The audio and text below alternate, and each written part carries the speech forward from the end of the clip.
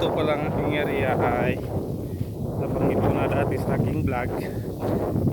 Pangatlong beses ko na tong tinamnan. Yung una at pangalawang tanim ko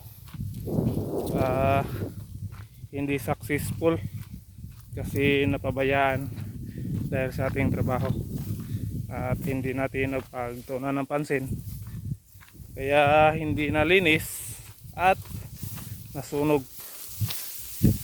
Ito talaga ang kadalasang mangyayari dito kasi yung area, kita nyo, puro pugon. Ang kontra talaga nito ay sunog at saka paminsan-minsan yung mga daga kinakain yung iyong pananim. So ito, samahan niyo ako at bababa tayo sa bundok. So dito muna ako. Ayan, kita nyo yung tanim. Inisprehan ko pala ito ng herbicide na Roundup, kaya kita nyo malinis ang kanyang paligid. Ang ginawa ko, ni-round weeding ko lang siya kasi pag nilahatan ko ditong area, sa buong area niyan, sigurado pagdating sa sunog, kung may sunog man, talagang ubos tong pananim. Kaya inisprehan ko lang ng herbicide para kahit paano kung masunog man, dahon lang yung madadamage, hindi yung buong puno, at muli siyang magdadahon ulit. So ito siya, bababa pa tayo dito sa area. Ang paraan ko sa pagtatanim is tandem or yung dalawang puno ang magkatabi, hindi mga 2 meters away ang tanim ko. Kasi yun na nga, pag na ground weeding ako, inisprayan ko ng herbicide is dalawang puno kada spray at makukonsume mo pa yung area mo.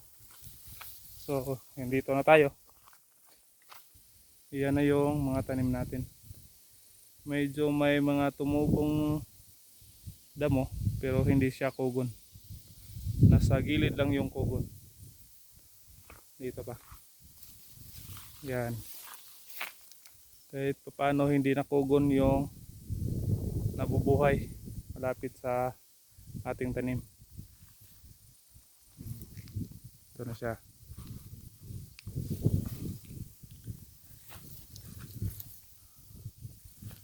Ito na ang ating area. Akyat pa tayo dito kasi bundok tong ating tinamnan. At ito na yung tanim natin. Buhay na buhay pa naman. Tsaka may ibang namatay pero pinalitan na. Pinapapalitan natin. So ayan.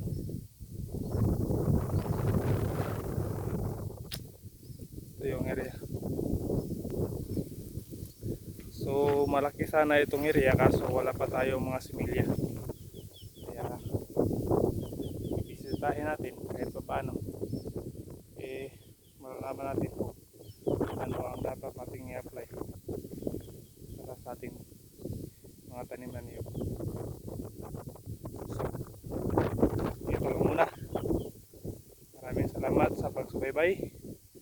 Please like and subscribe para sa ating coconut adventure. Kasi pag magtanim kasi tayo,